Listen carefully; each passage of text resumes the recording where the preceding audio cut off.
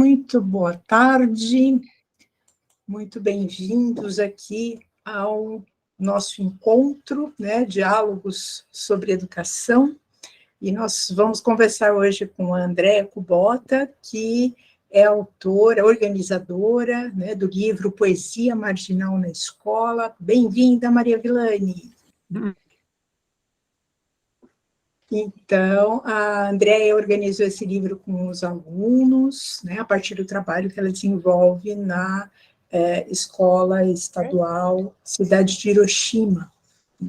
Então, hoje teremos a Andréia, e os entrevistadores serão o Maurício Teodoro de Souza e o Cauê Riso Gonçalves, também professores, né, e eu vou pedir que eles se apresentem, né, e comecem aí o trabalho. Esse livro foi publicado pela editora Fluxar, num selo chamado Projeto Escolé, que é um selo que não se destina à comercialização, né? São trabalhos que são feitos por estudantes pensando a escola como lugar, como espaço, né, livre, de tempo livre, onde aquilo que é comum a todos nós pode ser compartilhado. Então, bem-vindos, e Andréa, Maurício e Cauê, fiquem à vontade. Andréa, a palavra é sua. Pessoal, boa tarde. Primeiro eu quero agradecer à professora Mônica pelo espaço, e acho que o mais importante desse tipo de encontro é a gente parar de ter a ideia de que a educação é uma coisa já fadada e fechada. A educação verdadeira, essa que os documentos norteadores tanto pregam, ela precisa de pessoas ativas e que entendam que o professor precisa sair de um determinado espaço em que ele foi colocado durante muito tempo, como alguém para além de um mediador, alguém para além de que tem algum saber, mas alguém que não tem escuta, né? E falar desse livro hoje, que foi organizado por mim e pelo professor Cauê, ele traz uma prática de metodologia ativa, que é uma prática onde a gente pode entender que o aluno e o seu contexto e a sua vivência também podem trazer elementos para uma nova educação, né? Então, o projeto é um projeto que eu falo, é um projeto dos alunos, porque toda a fala é deles, e tudo aquilo que era dado nas aulas de filosofia e de sociologia como conteúdo, eles traziam em formato de poesia aquilo que eles entenderam. E depois de entender que aquilo que eles entendiam, da forma como eles entendiam, também é saber, a gente repensa o nosso modo de dar aula e a gente repensa o nosso modo de dar os conteúdos. Agora eu abro para os colegas começarem as provocações.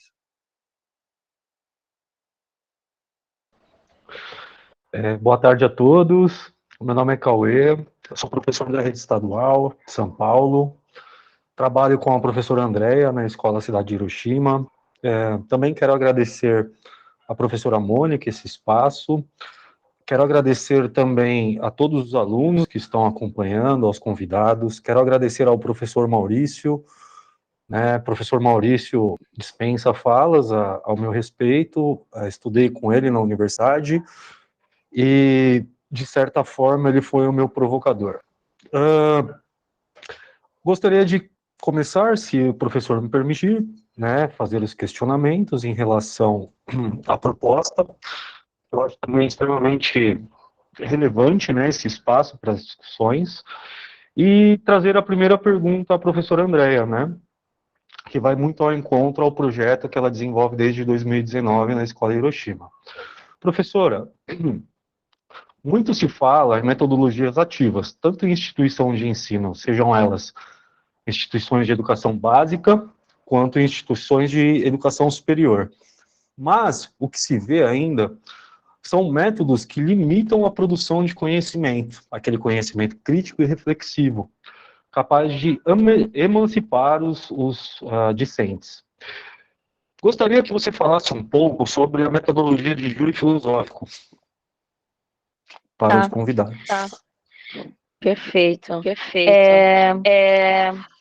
Eu estava falando sobre metodologias ativas, né? A poesia marginal na escola, a abertura para a arte, a sua expressividade, a forma como o aluno compreende, repassa o que ele entendeu dos conteúdos, é uma metodologia ativa porque traz a escuta do aluno.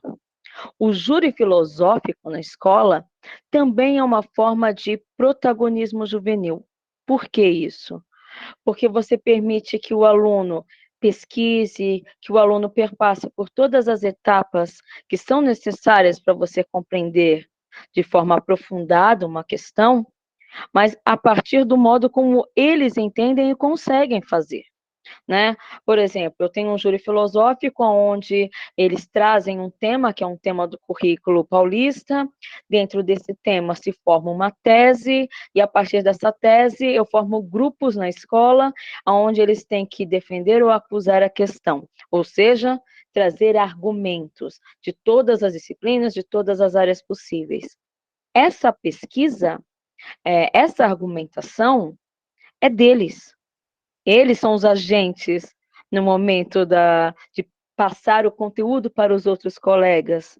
E isso é muito importante, porque eu tenho na escola uma série de limitações, né, para que o aluno faça o seu próprio trabalho.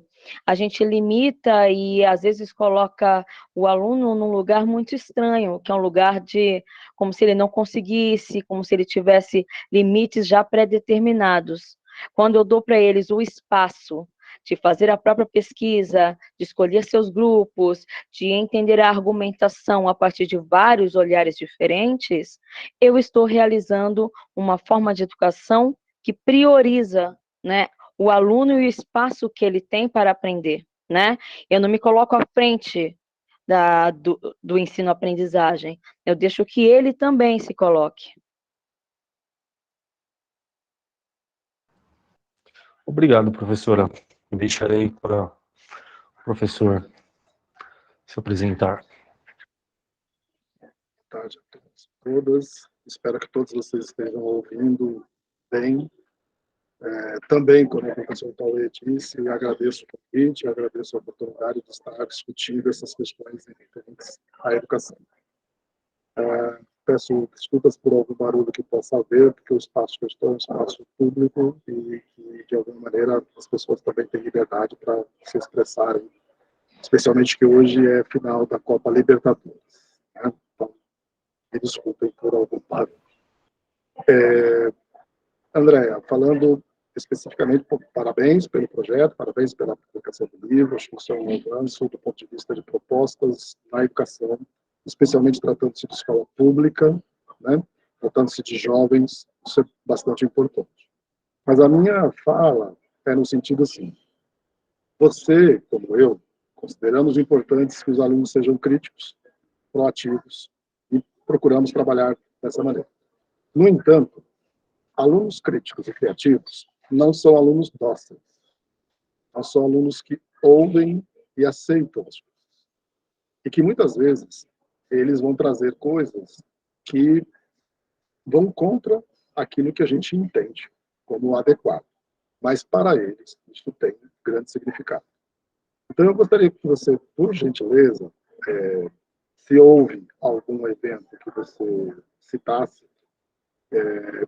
de algo que seja contrário àquilo que você percebia como adequado, né? Percebia como possível.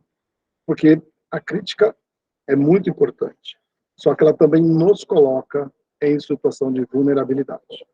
Então, eu gostaria que você falasse sobre as suas vulnerabilidades, porque o mérito está posto pela publicação, o mérito está posto por aquilo que a gente sempre traz, né? A gente publica. As vulnerabilidades nem sempre, né? Os percalços, nem sempre. Mas eles constroem a nossa prática pedagógica. Em alguns momentos, tem muita importância esse tipo de situação. Então, Essa é a minha primeira fala. Perfeito, professor. Aliás, a sua fala já começa bem provocativa, do jeito que eu gosto. Para responder essa pergunta, eu vou voltar ao passado do primeiro dia que eu entrei em sala de aula. Professora acadêmica, né, filosofia, todo saber. Depois de algumas aulas, né, da primeira e durante um mês, eu estava dando professor iniciante, dando suas aulas bem acadêmicas, muito conteúdo na lousa, né? Só eu falava, muita pompa, né? O lugar do professor ali na frente, em destaque, até que uma aluna levantou a mão e disse assim: olha, professora, não está dando mais. Eu vou falar em meu nome e em nome da sala. A gente não entende nada do que a senhora está falando, né? Toda essa a gente sabe que a senhora tem muitos elementos para passar, mas nós não estamos entendendo nada e não estamos aprendendo. A partir dali, eu percebi que eu ia ter que repensar o que eu entendia como educação e como eu me entendia como educadora, porque o meu papel, o papel desse professor conhecido de destaque lá na frente, o dono do saber, é o dono do saber que tem um monte de vulnerabilidades, como o senhor colocou. Todas as críticas e todas as oposições que eu tive dos alunos em relação às minhas didáticas, às minhas metodologias, é que me fizeram chegar à poesia marginal e a elementos como o júri filosófico. No Hiroshima mesmo, a escola que no momento eu ministro as aulas, eu enfrentei vários momentos onde alguns alunos, né, com a minha fala acadêmica, disseram: olha, a gente tem que repensar essa didática, para essa sala não está funcionando. Então, eu sempre estou com eles repensando as práticas, e se aquilo está parecendo viável, né? Porque de uma sala para outra, eu tenho diferenças de modo de absorver os conteúdos. Eu era daquelas professoras que não entendia que a fala do aluno era uma fala tão importante quanto a minha. Chegar ao projeto Poesia Marginal foi quase que uma condução dos alunos de forma a se opor à minha forma de dar aula muito acadêmica, e isso me levou a repensar a minha prática.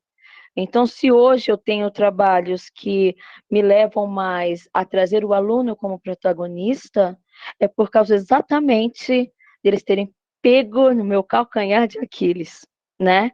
E terem me pego nas minhas vulnerabilidades, que é o excesso da fala acadêmica em um espaço onde o saber do aluno e do seu contexto nunca tinha sido respeitado. E da fala dos próprios alunos: enquanto a senhora não respeitar o nosso contexto, a nossa fala, o nosso aprendizado, isso aqui não vai ser uma aula. Então, a pergunta é uma provocação à minha história, né? Obrigada pela pergunta. Fala, Cauê.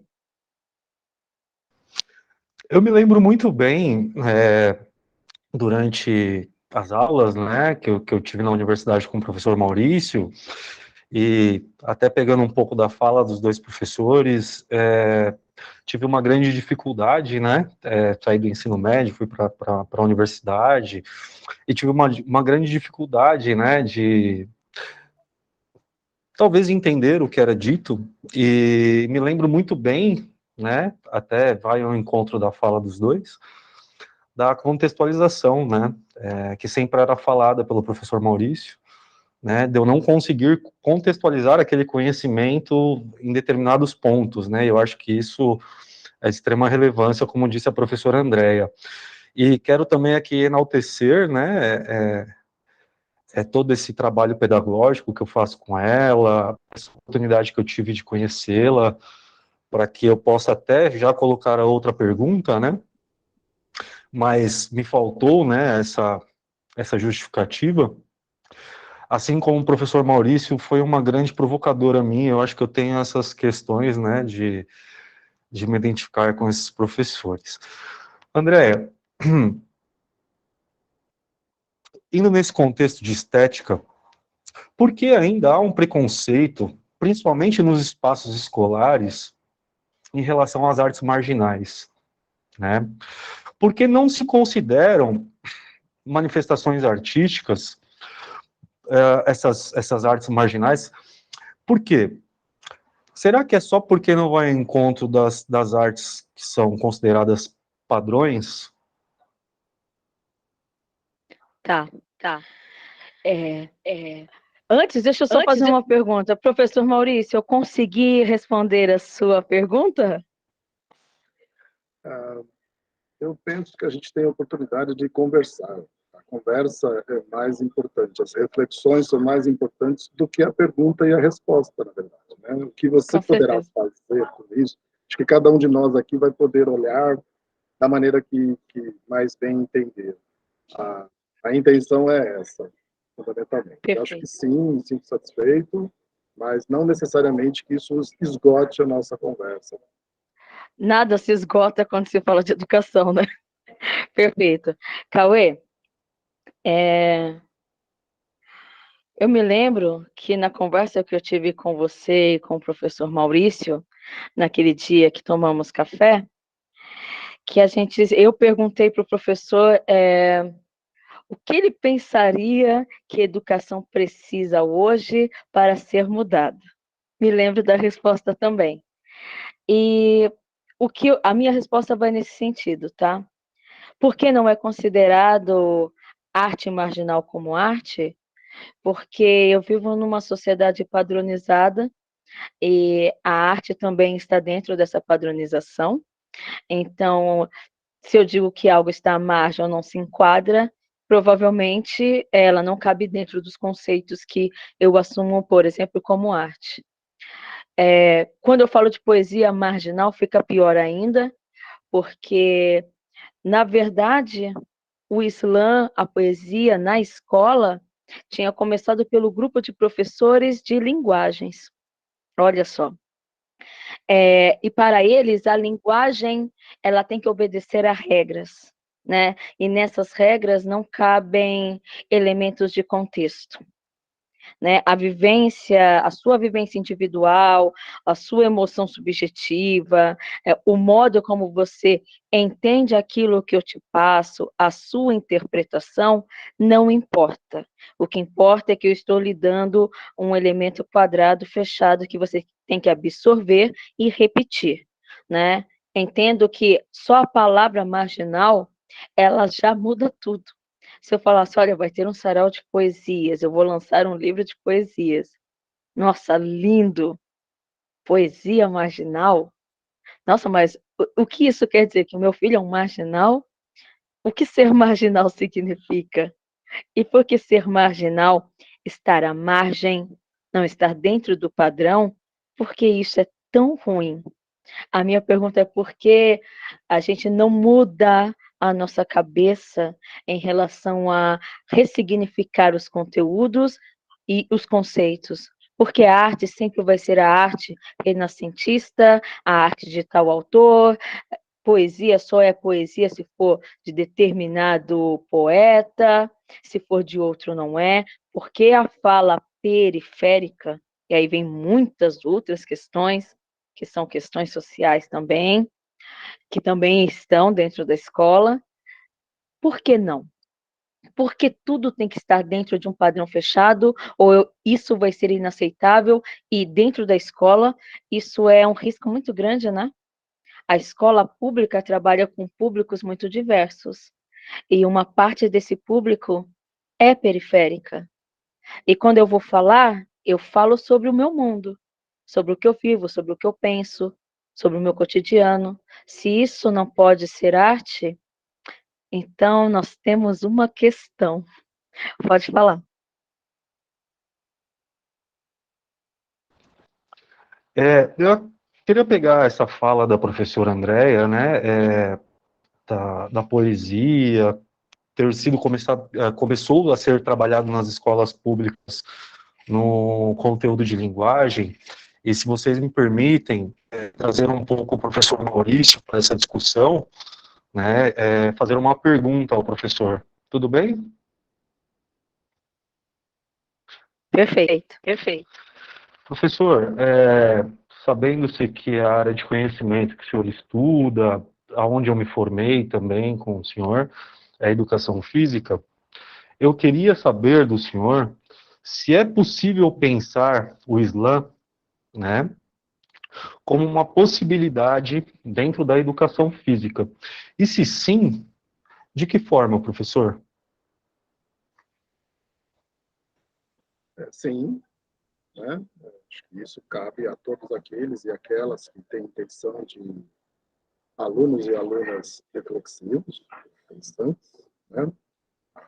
Protagonistas, então, nesse sentido, é possível. E o como, eu aproveito o meu ponto de vista para comentar com a Andréa aquilo que eu entendo possível ela fazer alguma observação. A relação é com a vida.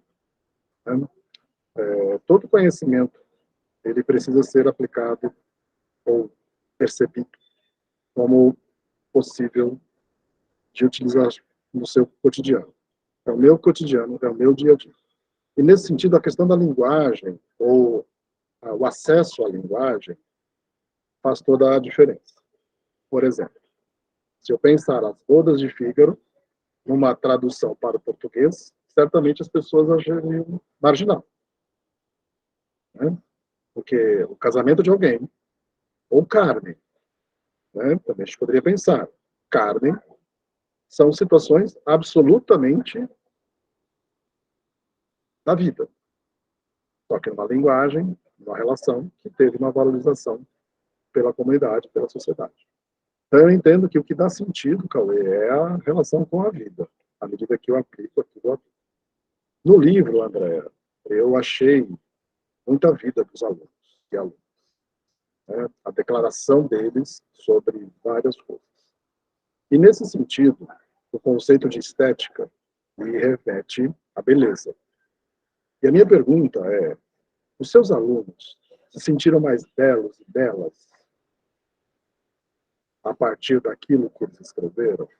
Eles se sentiram, de certa forma, em nível de dignidade humana, mais dignos, mais merecedores daquilo que eles merecem, porque eles são, não pelo que eles possam fazer ou qualquer outra coisa. Então, é nesse sentido que você falasse um pouco sobre a vida desses alunos e alunas na perspectiva estética, de se sentirem não precisando atender a um modelo hegemônico, podendo ser quem eles são, com as características que eles têm, e se sentirem belos e belas. Só antes da Andréa responder, registrando aqui uma resposta do Raimundo, já se antecipando e dizendo muito. Essa pergunta com o termo estética, né, e sendo utilizada da forma correta, né, não banalizada, isso já me faz pensar que a pergunta é excelente. O meu trabalho com o Islã começou não no Hiroshima, começou em outras escolas, né? Trabalhar a poesia, trabalhar os elementos trazidos por eles, né? O que o aluno tem dele para ele trazer e me ajudar nessa relação, nessa mediação com a aprendizagem? Se eles se sentiram mais belos, tudo veio deles. E a procura, a demanda, a força deles em solicitar, em pedir os espaços na escola para que houvessem, professora, quando é que vai haver o espaço do sarau para a gente ler as nossas poesias? E nesses espaços, professor Maurício, eles cantam, eles leem poesias, eles desenham, eles grafitam, eles trazem tudo o que eles têm. E fazer isso, dar um espaço dentro da escola, aquela velha escola que eles já conhecem, que é fechada para aquilo que eles pensam, dizer, olha, vocês querem esse espaço? Eles dizem: nós queremos ser escutados. A gente nem sabia que queria ser escutado. Até que esse tipo de projeto mostrou para a gente que, às vezes, esse estresse, esse mal-estar que a gente tem com a escola, tem a ver com a sensação de ser invisível. E se o aluno é invisível para a escola e para a educação, ou ele não é entendido como algo pertencente, então nada faz sentido. Então, veja, eles se sentiram mais dignos, mais respeitados? Sim. E a minha resposta não é uma resposta falada com uma fala como essa, né? Nossa, fechada, bonitinha, padronizada. A resposta deles é, em todos os dias, às vezes me entregaram um desenho. Eu tenho uma aluna que eu acabo de dar uma aula sobre Immanuel Kant, e ela me faz um desenho no final da aula sobre o conceito de formas puras da sensibilidade.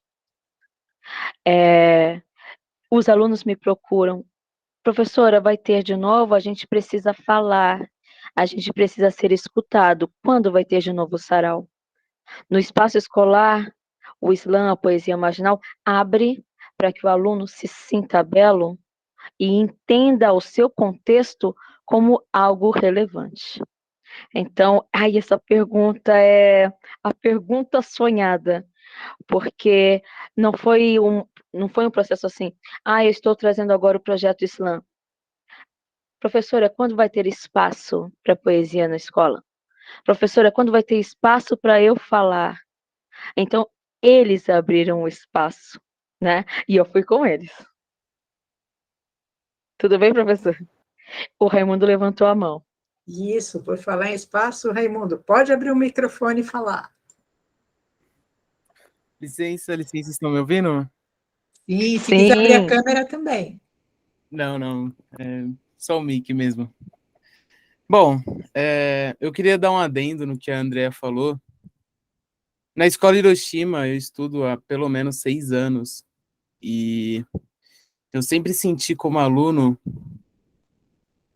sempre, na real, que todos os adolescentes que estudavam ali, eles olhavam a escola como se fosse a aprendizagem no geral, a educação, olhavam como se fosse um obstáculo para a vida deles.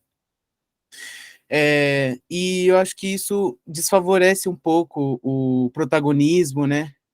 E também faz com que a gente não se sinta pertencente àquele local. Mas nesse tempo que a Andrea entrou na escola, e até outros profissionais como ela, eu acho que eu nunca vi os alunos sendo tão ouvidos como eles estão sendo agora. E todos esses projetos, slam, sarau, até a poesia mesmo, o júri filosófico, todos esses projetos animaram a minha escola. A minha escola era uma escola cinza, e hoje em dia existem desenhos lindos nas paredes delas por fora, e eu nunca imaginei isso, sabe? E hoje em dia eu tenho orgulho de falar que os alunos, eles sabem o que eles querem ser. Antes não era muito essa situação, não existia muito isso. Hoje em dia eles sabem, eles têm uma trajetória na vida deles. E para mim, como aluno, a influência da Andrea e dos seus projetos foram essenciais para isso. É isso. Obrigado, gente. O Raimundo é daqueles alunos que ele participa de um espaço dentro da escola pública, que é a ETEC dentro da escola, né? Dentro da escola pública.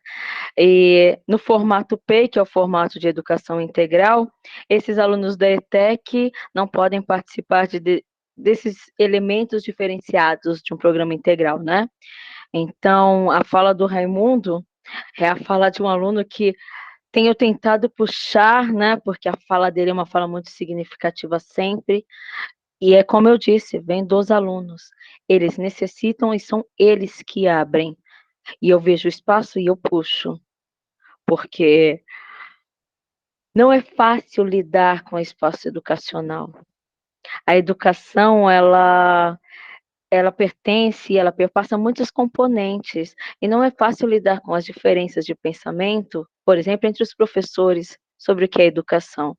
Eu entendo que dar escuta, ouvir o aluno, propor atividades diferenciadas, eu entendo isso como educação, mas o outro colega não entende. O outro também não entende. O outro acha o fim do mundo. Então, lidar com isso também é uma questão que me provoca a pensar quais são os novos rumos da educação mesmo. Porque se eu tenho um profissional, se eu tenho profissionais hoje dentro da escola, em sua maioria, que não aceita ainda que a escuta, a vivência, o contexto do aluno também é elemento agregador da educação, do ensino-aprendizagem, eu fico me perguntando o que a gente espera de uma mudança na educação de fato, né?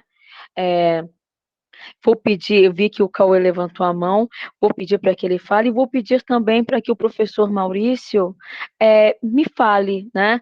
Provoco o senhor, porque o senhor me provoca, então vamos nessa devolutiva. Professor Cauê, professor Maurício, como lidar com os diferentes pensamentos em relação à educação de todos os profissionais, como lidar com tantas diferenças de pensamento dos profissionais de educação, para que a educação, quando passada para os alunos, ela faça sentido. Eu não consigo estar de acordo com o meu colega, com a minha gestão. Como é que eu vou fazer da escola um espaço de escuta? Provocação para o Cauê, provocação para o professor Maurício. Deixarei que o professor Maurício responda primeiro essa provocação, por favor. Só não vale depois você dizer que a sua explicação vai ser muito melhor que a minha, ou extremamente melhor que a minha. Tudo bem? Você entendeu? Não vale. Isso não vale. Mas eu entendo, Andréa, o como ele está para cada aprendiz. Isso implica na vaidade da nossa profissão. Eu não ensino, o meu aluno aprende. Então, se a gente consegue, e acho que isso você trouxe a voz do aluno, né, na sua proposta, vocês deram espaço para que os alunos se manifestassem e não fossem simplesmente ouvintes. A ideia da educação bancária, né, ele já trazia isso. Então, eu não acredito muito em novas metodologias de ensino, sejam ativas, passivas, mistas, porque a aprendizagem, ela sempre foi ativa. E ela é ativa por parte de quem aprende. Eu preciso saber como o meu aluno aprende, porque isso define como eu poderei ensinar. E eu gosto muito quando o Lucchesi fala, se eu sei que ensinei, eu não preciso aprovar, eu não preciso fazer prova, não preciso aprovar, né? Porque eu já sei que eu ensinei. Então, quando eu sei que ensinei, está posto que o aluno aprendeu. Se eu faço prova, é porque eu estou desesperado tentando saber se eu ensinei alguma coisa para aquele aluno ou se ele consegue, de alguma maneira, manifestar algo que tenha relação comigo. Mas, às vezes, aquilo que ele manifesta tem relação com o amigo, com a família, ou com outras pessoas, e não necessariamente comigo, e eu me atribuo, né, o louro de que ensinei. Então, já fazem alguns anos que eu não me atribuo a capacidade de ensinar, mas sim que aquele aluno que quiser aprender, eu poderia estar junto com ele também para aprender alguma coisa. Isso vem da República, né? Então, você conhece muito melhor que eu. O Platão discute na República, passo a passo, como que cada um vai evoluindo o seu nível de aprendizagem. Você compreendeu? Ok, a gente caminha. Se você não compreendeu, nós vamos precisar entender isso melhor. E isso tem a ver com a linguagem, que eu falei agora há pouco. Então, se eu pego, para esclarecer, não sei se ficou exatamente claro, assim, quando eu falo Carmen, é porque em todo bairro, toda família tem uma relação amorosa.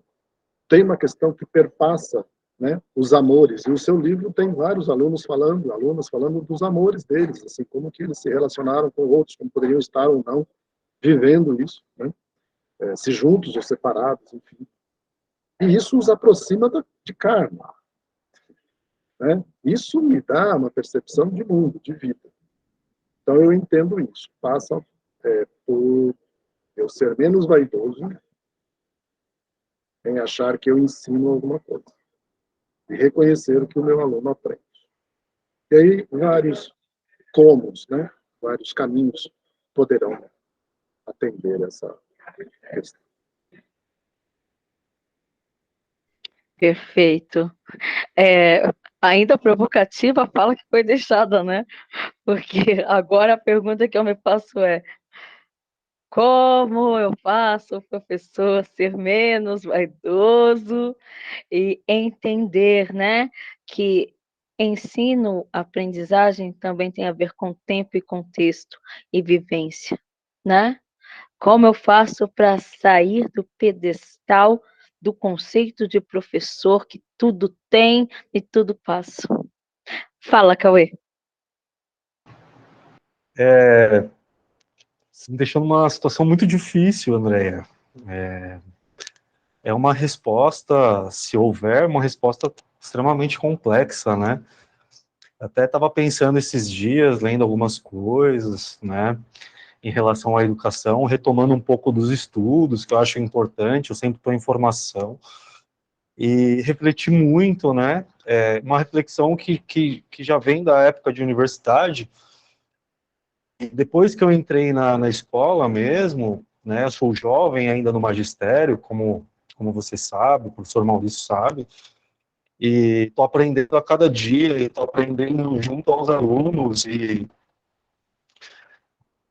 pego um pouco da fala do professor Maurício também, não copiando ele, óbvio, né, mas eu acredito também nessa relação da, da pedagogia freiriana, né, de não transferência de conhecimento, mas talvez se aproximar do aluno com um tanto de afeto, né, e me ajuda bastante, mas isso não responde a tua pergunta, né, talvez para responder a sua pergunta, precisaria levantar algumas problemáticas na educação brasileira, como nós já vínhamos estudando na época de universidade. Eu não sei, né, talvez também, se houver um distanciamento menor entre os conhecimentos que são produzidos na academia, né, que são perpassados para os alunos na universidade, para, né, a prática pedagógica da escola, porque eu ainda vejo, estou no meu 4º ano no Estado, né, no magistério, e eu ainda vejo um distanciamento grande do que se dado ou transmitido ou passado na universidade para a prática, né? Talvez se houvesse uma diminuição, não sei, isso é um questionamento que a gente sempre tem que fazer nesse espaço, se não houvesse essa dicotomia de saberes, né? Sabemos também que no Estado existem muitos professores com uma formação, como diz o professor Maurício, né, não adequada, uma formação mais antiga, que não buscaram uma reciclagem, enfim. E isso implica em várias questões, e nós sabemos muito bem, né, estamos lá diariamente. Mas eu não sabia responder essa questão que você levantou, ela é muito complexa, teria que ter vários olhares para ela, né? Vários. Sim. Na verdade, a pergunta é uma pergunta quase que retórica, né? Porque isso é falar do que é o ser humano. Mas isso que você apontou é uma das coisas que faz todo sentido. Porque se eu saio da academia e o professor, ainda dependendo do tipo de universidade que você estuda, ele é tipo, meu Deus, o cara é monstro, né? Olha como ele fala com os alunos, olha como ele é distante dos alunos. Tem professor da universidade que te encontra na rua, ele é quase uma sessão de terapia, ele não quer fazer transferência com você, nem olha, nem fala bom dia, nada, para manter aquela relação, né, bem distante, professor aqui, aluno aqui. Então, isso é uma coisa que, às vezes, a gente aprende da academia, da universidade, e traz esse papel para o espaço escolar. Só que a escola pública, é o que eu falo, ela é um choque, né? É você com esse biriri, bororó, essa conversa toda pomposa, né, e não sei o quê, e o aluno e as suas questões. E você falou um monte de coisa, como a aluna do meu primeiro ano de magistério falou, não estou entendendo nada, não tem significado. Você pode me trazer tudo, o livro inteiro na lousa. Para mim, é como se eu tivesse passado 1 hora ilesa de qualquer conhecimento.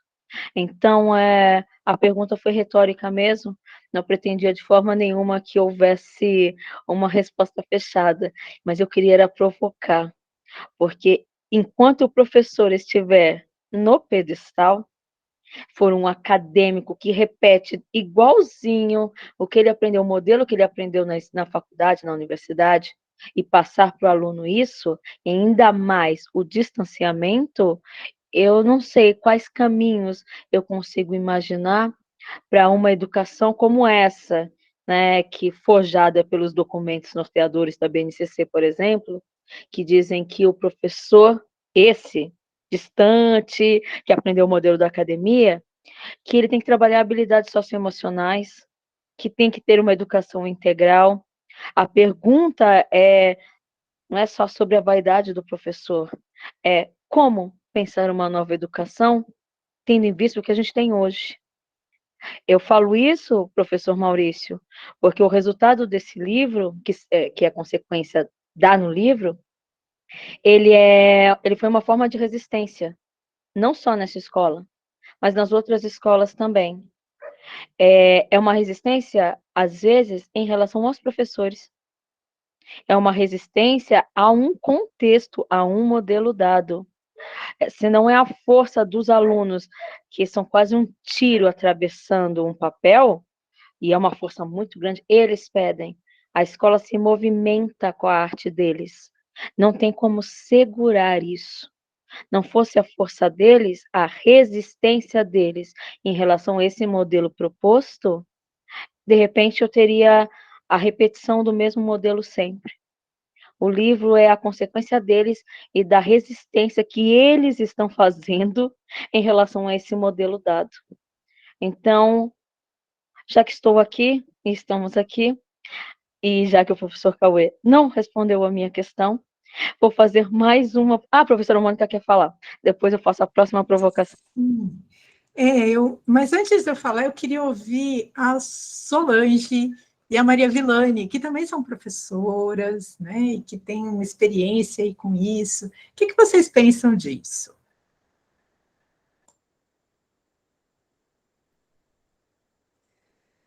Boa tarde, eu ia falar boa noite, porque aqui é boa noite, gente. Mas boa tarde a todos. Muito bom estar aqui com vocês falando de educação, que eu também sou apaixonada. Estou fora de sala de aula há algum tempo, mas eu ouvindo as provocações da Andréia, e assim, quando eu pensava em fazer uma provocação para ela, ela jogava a pergunta. Eu falei, ai, demorei, né? Porque essa questão com os outros professores é realmente muito relevante, né? Porque é trabalhar sozinho, muitas vezes. Mas, Andréia, o que você tem que fazer é o seu trabalho, né? A gente não dá conta dos outros, a gente mal dá conta da gente. E com o tempo, você vai contagiando. Tem muito professor que ele pensa da mesma forma que você, mas não tem a coragem de fazer o que você está fazendo, que é realmente o enfrentamento. E aí, com o tempo, eles vão vendo o resultado e eles vão se chegando, né? Quando eu comecei com meus projetos na escola, era a mesma coisa.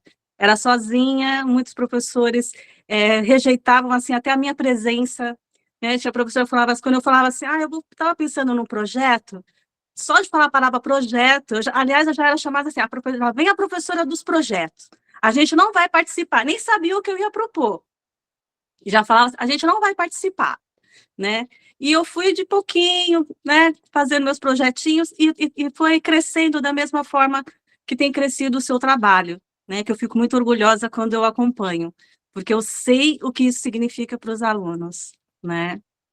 Todo o meu trabalho surgiu porque eu tive professores assim, né? Foi num projeto que eu me descobri e sabia o quanto era importante esse projeto, que é sair do quadradinho, né? Não sei se ainda usam as apostilas, aquele absurdo daquelas receitas, né? E o que não tem significado realmente para o aluno, né? Então, eu ia exatamente, teve um momento aí que você fez a questão que eu ia perguntar isso, como que os professores estavam recebendo esses alunos críticos, né? Porque a gente faz esse trabalho, que é o aluno protagonista, isso é a fala de todo início de ano, com todos os professores, um aluno protagonista, o aluno crítico, o aluno que fala, o aluno que lê, o aluno que argumenta, aí quando a gente vem com os projetos e quando eles começam a falar, os outros professores começam a querer te calar, porque vira aquele aluno que não aceita tudo dado, posto, né? Não aceita, ele reclama daquele professor que passa o texto na lousa e fala para ele copiar, e pronto. Ele não aceita mais isso. E aí é onde começam os problemas com os colegas, né? Mas eu acredito muito na educação, eu acredito muito nesses professores que fazem esse enfrentamento, porque a gente ganha realmente, esses alunos, eles viram um exército, né? Eles se juntam, eles se unem, e eles vão conquistando o espaço. A gente só vai ali caminhando com eles, porque eles vão abrindo o caminho, vão trazendo os outros, e com o tempo os outros professores vão entendendo que esse é o caminho, você vai cada vez aumentar o seu time, pode ter certeza. E eu acredito muito nos alunos, essa leva de alunos que participam desses projetos, eles se tornem professores. Eu tenho vários alunos meus que se tornaram professores, e aí eles vêm com essa ideia diferente de educação, eles vêm com essa proposta, né? Então, eu acredito muito que vai chegar um momento que a educação não pode não mudar exatamente como a gente quer, mas ela caminha para uma mudança, para um outro formato de educação que agregue mais valor, que realmente construa o ser humano e não simplesmente conteúdo didático, né? Seja algo que tenha significado, que eles conseguem enxergar o que eles querem ser e buscar o caminho deles. E parabéns pelo projeto, parabéns por todos que estão aqui participando, dialogando sobre educação.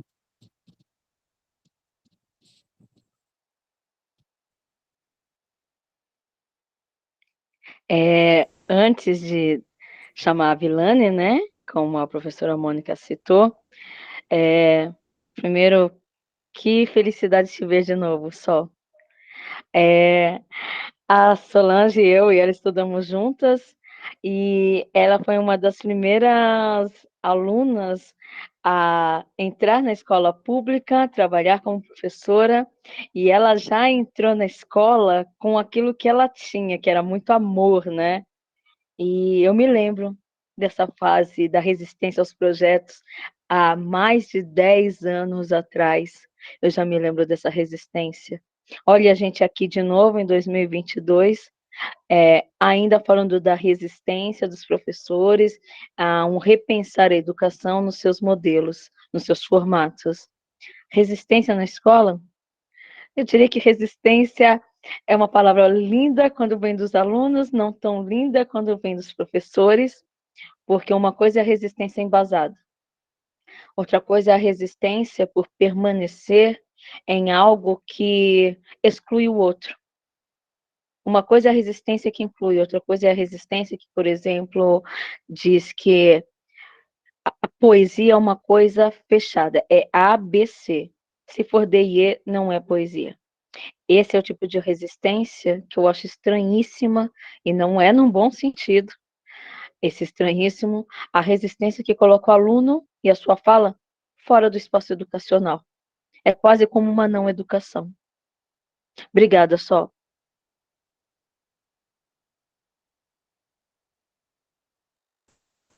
Mônica, muito obrigada, mas não sobrou nada para mim. Nada, não tenho que falar nada. Olha, gente, eu entrei no magistério muito tarde, já bem madura, né? Eu já tinha mais de 40 anos. Tudo foi muito tardio para mim. Assim, o que eu entendo é que a caminhada é histórica. E que a gente nunca vai não ter motivo para não lutar. Tudo vai ser motivo de luta. mas eu acredito que a gente está caminhando, nós somos vencedores e vencedoras. Olha, eu tenho 72 anos, eu sou da época da palmatória, de ficar de joelhos no caroço de milho ou de feijão para doer o joelho. Eu sou muito da época das punições, né? E hoje a gente está falando de slam na escola, né?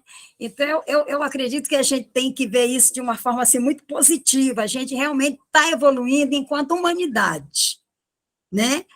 E a educação é uma estrada assim muito difícil de se trilhar, porque a gente chega aqui com tudo para se fazer, né? Com tudo para se fazer em nós, e nós precisamos do outro, né? Então, quem chega primeiro tem o dever de preparar essa estrada para que os outros possam trilhar. Agora, nós, na educação, enquanto professores, nós somos aquela pessoa, né? O professor é aquela pessoa que caminhando vai abrindo caminhos, só que ele não pode caminhar sozinho. A educação não pode ser uma prática isolada, né? Embora muitas vezes a gente se sinta assim, eu sozinho na sala de aula, na realidade eu não estou sozinho, eu estou com uma classe, né, de estudantes. Mas eu, além de precisar dos estudantes, que são os atores, né, principais da história, eu preciso dos meus colegas. Só que eu preciso entender essa diversidade que existe entre nós, porque cada um de nós tem um repertório de vida, de conhecimento, de crenças, e vai por aí afora. Então, como fazer? Essa é uma grande preocupação. Mas a gente tem uma coisa chamada arrogância também, que a gente sabe muito. Eu lembro que eu trabalhei numa escola que eu não tinha direito a armário porque eu não era efetiva. E eu não era efetiva porque não tinha concurso para filosofia, não tinha concurso. Quando apareceu o concurso, eu estava perto de aposentar, não fiz mais. Então, assim, nós somos tratados... Eu trabalhei numa escola que tinha o banheiro dos diretores. O professor não podia usar, tinha o banheiro do professor, e depois tinha o dinheiro do povão, que é o aluno. Quer dizer, o principal é ele, mas o dele fica de qualquer jeito. Então, a gente precisa vencer essas barreiras e lutar por uma política dentro da educação que a gente tenha um objetivo comum, que a gente não percebe esse objetivo comum. Eu posso ser crente, posso ser de direita, posso ser católica, posso ser de esquerda, posso ser o que for, e o outro pode ser o que for. Mas na escola nós temos um objetivo comum. Qual é o objetivo comum? O meu aluno. E aí, quando eu penso no aluno, eu penso na comunidade escolar e eu penso na comunidade local. Não tem como promover a educação dessas crianças, separando essas crianças da sua localidade, da sua comunidade. Então, assim, eu sou muito a favor de trazer a comunidade para dentro da escola. Por exemplo, nós temos um poeta que é escritor da Filokizar, que é o Márcio Ricardo. Ele tem um trabalho lindo nas escolas. Lindíssimo, maravilhoso. Eu quero até agradecer aqui a Mônica por ter dado a oportunidade, a Mônica e ao César, a esse menino que ele estava começando lá nos anos, acho que 2015, 2016, e esse menino faz um trabalho, ele não tem curso superior, olha só, não tem a questão do academicismo, mas ele dialoga tanto com quem é acadêmico quanto com... E é isso que nós, educadores, precisamos nos mirar nesses exemplos, desses poetas de rua, e aprender a baixar um pouco a nossa soberba, sabe? E dialogar, tanto com o pós-doctor, quanto com o menino do jardim da infância. Sabe por quê? Porque os nossos títulos não nos isentam da nossa humanidade. E a nossa humanidade, ela só triunfa se nós dermos a mão e triunfarmos juntos. Se um fracassar, nós somos uma humanidade fracassada. E a educação está aí para dizer isso para nós, que a gente é diferente, que a gente tem que respeitar as diferenças, a gente tem que ser tratado diferente, mas tem uma coisa chamada equidade. Sabe aquela história? Eu vou no restaurante com meu aluno, com meu neto. Fui no restaurante com meu netinho de 3 anos. Aí um garçom trouxe uma cadeira alta para o meu neto ficar igual com a gente. Todo mundo no mesmo nível. Então, ele foi tratado diferente para poder atingir a igualdade, essa coisa que ele chama de equidade. Agora, o nosso aluno é o nosso foco. Então, todas as atenções para ele, todo o respeito para ele. E o mais importante, que eu como professora, sempre me coloquei à disposição para aprender com eles.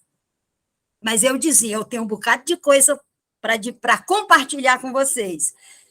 Porque quando eu fui dar aula, gente, foi tão difícil para mim. Eu peguei um primeiro ano colegial para dar aula de português, e eu estava matriculada em filosofia e ainda não tinha frequentado o primeiro dia da faculdade. Por força das circunstâncias, quando eu não tinha dinheiro para pagar a faculdade.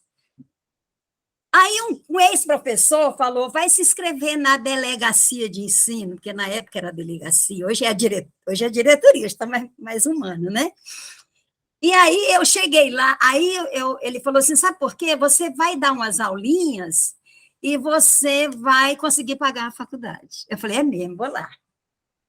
Quando eu chego na diretoria de ensino, tem uma diretora lá e fala assim, escuta, tu é aquela aluna lá do ensino colegial que publicou um livro? Eu falei, sou eu mesmo. Ah, se tu produz literatura, tu pode dar aula de literatura. Entra aí, botou no carro, me levou e me deu as aulas. Aquela época era assim, 21 aulas.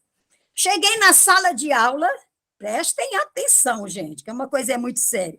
Cheguei na sala de aula, olhei para aquela turma, a diretora me entregou um papel com o conteúdo que eu tinha que aplicar no primeiro bimestre.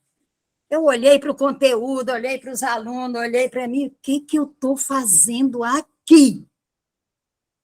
Fiz uma roda com os alunos, contei a história para eles, expliquei a minha situação e falei, eu preciso que vocês me ajudem, porque eu tenho que pagar a faculdade. E eles olharam para mim, professora, a gente vai ajudar a senhora assim. O que a gente tem que fazer? Eu falei, não sei. Vamos conversar?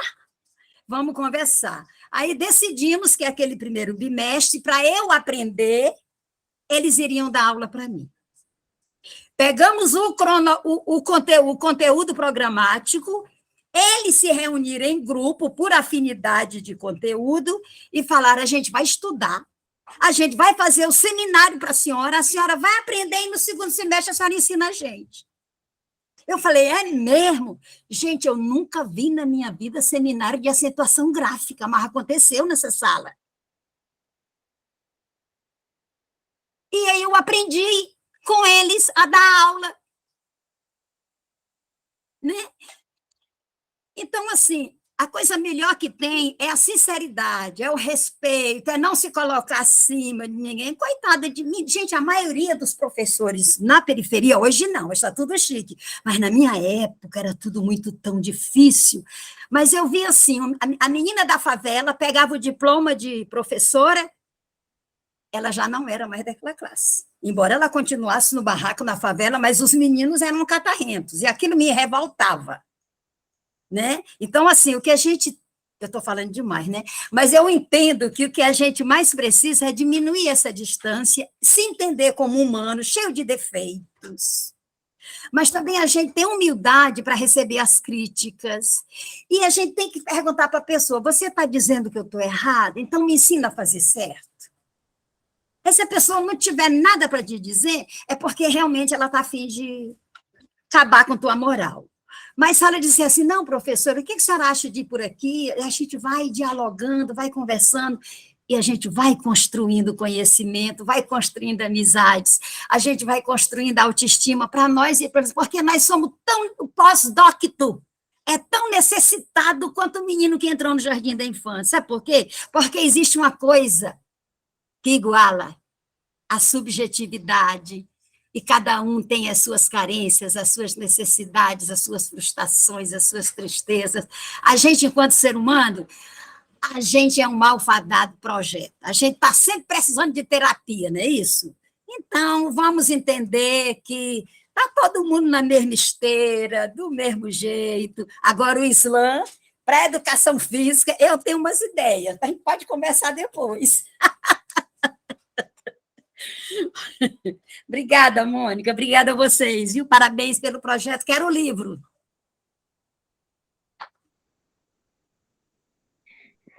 É engraçado, né? Eu fiquei pensando enquanto a Vilane falava, eu fico pensando, meu Deus, se tivesse alguns professores com os quais eu trabalho nessa sala, eu acho que eles teriam tido um surto psicótico, porque pensar em como assim o aluno dar a aula, né? Esse exemplo de humildade, independente do contexto, da situação, é algo ainda inimaginável para alguns contextos.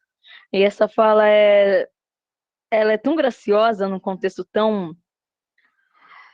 A minha fala aqui é uma fala assim, né, de uma conclusão, um livro foi feito, né, a gente conseguiu instaurar o projeto na escola pela força dos alunos, mas toda a caminhada dos anos de resistência, de não, eu não vou participar, não, isso não está certo, que também fizeram parte da força de todo o projeto, claro, a sua fala deixou um pouco menos pesado o que é o assunto da educação, porque é muito pesado ainda, né? Muito há de se refletir sobre essas questões. Então, eu vou agora fazer uma provocação, primeiro para o professor Maurício e para o professor Cauê. Professor Maurício, olha, eu era entrevistada, agora já estou fazendo pergunta também. Professor Maurício, em poucas palavras, se isso é possível, não para mim, né, que adoro falar, né, mas para o senhor, em poucas palavras, o que seria o educador, ou, se existe isso, o que seria para o senhor uma educação ou um educador do futuro? Pensando no futuro onde a educação é respeitada, tá? Essa mesma pergunta para o Cauê em seguida. Veja, Andréa, como eu disse na última vez, eu não entendo muito bem essa relação, não entendo muito bem no sentido não de não entender, mas como não sendo muito boa um estabelecimento entre passado e futuro, né? Então, havia uma educação melhor ou pior e futuramente ia ser melhor ou pior. E por que não? O professor é aquele que aprende. Então, em qualquer momento que houver pessoas que querem aprender, está justificado, seja no passado, como foi, hoje, como é, e no futuro, como será. Então, pensar em ser professor, para mim, implica, falando um pouco até a partir do que a professora Maria Vilani trouxe, dos não saberes. O que justifica o saber é o não saber. O professor sabe pouco. O dia que a gente tiver consciência, eu comento um pouco com alguns colegas, ensine para os meus filhos aquilo que vocês não sabem. Meu filho saberá muito mais do que nós. E a gente pode fazer um levantamento simples sobre quantos idiomas nós sabemos, quantos idiomas meu filho poderá aprender, quanto o professor de matemática sabe, quanto os matemáticos poderão saber, né? Quanto de geografia, ou quantos países alguém da geografia já visitou e quantos países meu filho poderia visitar. Então, os não saberes é que justificam o saber. E isso está, para mim, diretamente relacionado com o meu interesse em aprender, em conhecer. As perguntas que eu faço, né? Os problemas que eu tenho. Eu entendo o problema como uma coisa interessante. Então, as perguntas, os problemas formulados, né, por meio de perguntas, me dão conta do quanto eu posso avançar sobre aquilo que eu não sei. Que eu não sei para que aquilo se torne, de certa forma, um saber. É assim que eu vejo. E aí, não sei como que a gente vai caminhar ainda, mas eu queria, talvez como última provocação, trazendo a questão da pergunta para a vida, a partir de algo que aconteceu comigo, perguntar a você, quando for possível, você falar sobre qual foi a pergunta mais profunda numa relação de professor e aluno. Eu vou dizer qual foi a minha, não foi na universidade, foi no 4º ano do ensino fundamental, que uma aluna, eu resolvi levar um mapa de anatomia para a sala, eu era, naquele momento, professor efetivo de educação física numa escola pública do estado, foi minha última experiência, e querendo que eles conhecessem sobre o corpo humano, eu levei um mapa de anatomia para a sala de aula e comecei a comentar sobre as questões musculares, ossos, órgãos. Né? E aí uma menina do 4º ano levantou a mão e fez uma pergunta. A pergunta foi: qual é o nome do buraco que nasce a criança? Qual é o tamanho do buraco que a criança nasce? E se depois que a criança nasce, o buraco volta ao tamanho normal? Era algo que para ela tinha significado, que para a vida dela, para aquela escola, para aquele contexto que ela frequentava, fazia sentido. Que era uma região, por exemplo, que tinha alunos que chegavam dormindo na sala porque a polícia bateu a noite toda na favela, né, fez uma batida lá, e eles não dormiram, ficaram esperando. Ela morava num lugar que, no mesmo espaço físico, moravam adultos, crianças e um número grande de pessoas. Então aquilo tinha sentido para ela. Era a pergunta. Na faculdade, os anos todos que eu trabalhei, nenhum aluno adulto me fez uma pergunta que me fizesse tanto tentar pensar como eu poderia responder aquela pergunta. Então, a pergunta, na minha opinião, é o que justifica todo o processo de aprendizagem. Qual foi a pergunta que, na sua vida, mais a fez pensar?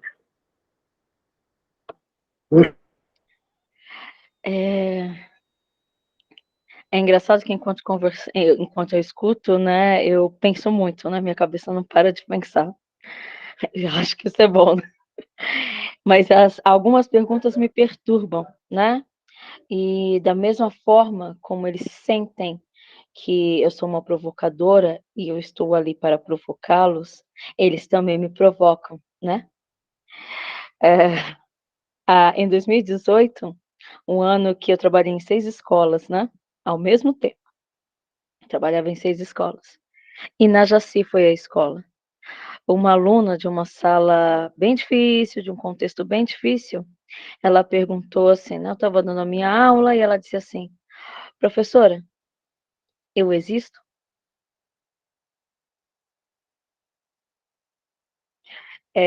Às vezes eu peco, né? Palavra estranha, mas eu peco pelo emocional. Na hora que ela fez a pergunta, eu estava falando o conteúdo. Do nada, não tinha um contexto apropriado, aspas, apropriado, que isso? Mas não havia um contexto que eu consegui fazer uma relação direta com a pergunta que ela fez. Eu não consegui responder a pergunta na hora, porque eu não entendi por que ela me fez aquela pergunta naquele momento. Daí depois eu pensei, naquela interação, eu estava biriri, bororó, com toda a aula ali, né? Ela me quebrou, né? Eu disse, eu não sei, né? No momento da aula eu disse, eu não sei. Mas depois eu me preocupei, porque eu fiquei pensando no porquê que ela tinha feito a pergunta. Daí depois ela chegou em mim, né? Porque aquilo, eu fui para casa, não consegui falar com a aluna depois, a dinâmica, né, da escola. Eu fui para casa, dormi com a pergunta na cabeça, porque era uma aluna que não era uma aluna de fala, era uma aluna quietinha, que prestava atenção, e do nada ela não fazia perguntas, ela mal falava. Eu não me lembrava de ter ouvido a voz dela em nenhum momento outro que não aquele. Eu dormi com aquilo, daí cheguei no outro dia, fui direto procurá-la, não aguentei, né? Parecia até que a questão foi para mim, né? Mexeu comigo. Daí eu falei para ela, olha, eu não sei por que você fez essa pergunta, mas do meu ponto de vista, você existe. Daí ela disse assim, porque se a senhora dá aula de filosofia e a senhora fala tudo isso, é sinal de que eu existo, né? Eu tô aqui, a senhora me vê? Falei, sim, eu vejo. Mas a pergunta foi de uma profundidade. Ela conseguiu me desestruturar com a pergunta dela. Tá vendo? Eu falei a pergunta, me veio a emoção do momento que ela fez a pergunta. Ela queria que a existência dela fosse validada por mim, né? Ela queria ter certeza que eu havia e que as outras pessoas também haviam.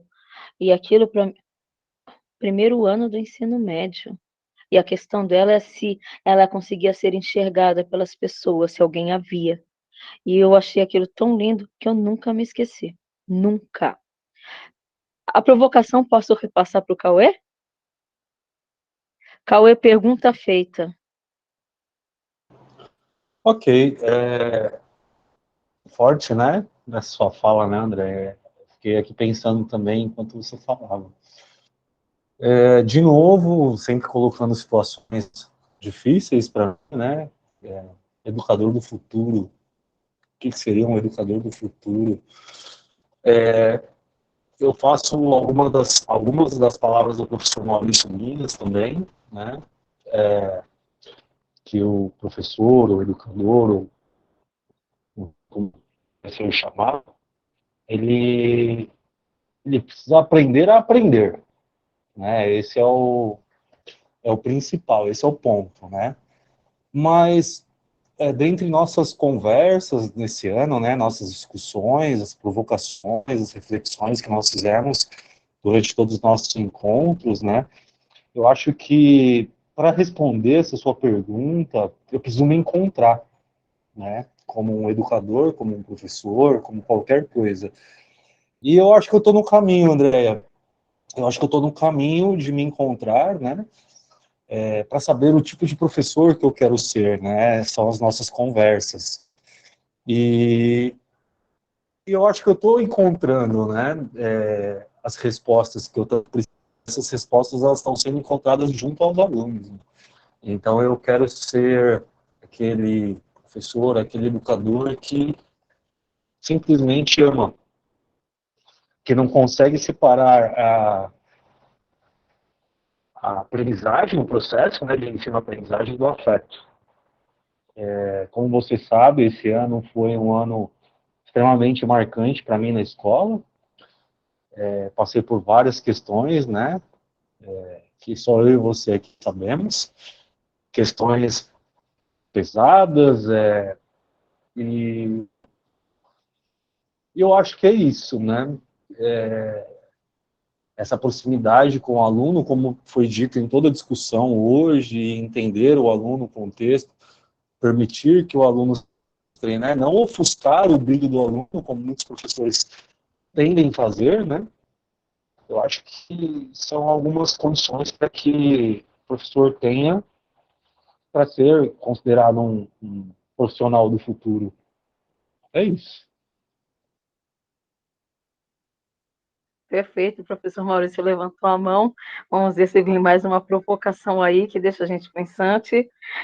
Antes dele falar, como professora falante que eu sou, quem dera a gente pudesse ter um encontro desse a cada mês com todos os professores, para que eles se sentissem provocados, nem que fosse uma vírgula a repensar alguma coisa. O que falta é a provocação, é sair do lugar.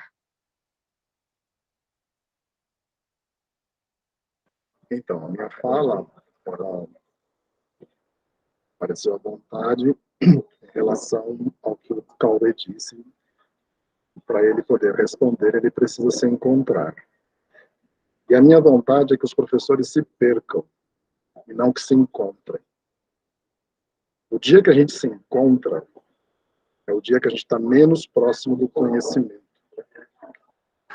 Então, foi justamente a falta de clareza, né, a falta de norte, a falta de recursos, que no exemplo da professora Maria Vilani, a fez encontrar uma solução muito melhor do que aquela do professor tradicional, de entrar na sala arrogante, achando que sabe que vai reproduzir o livro e os alunos vão ficar. Então, os alunos trouxeram, junto com ela, uma solução muito melhor em relação. E não quer dizer que essa solução seja boa para todas as circunstâncias, né?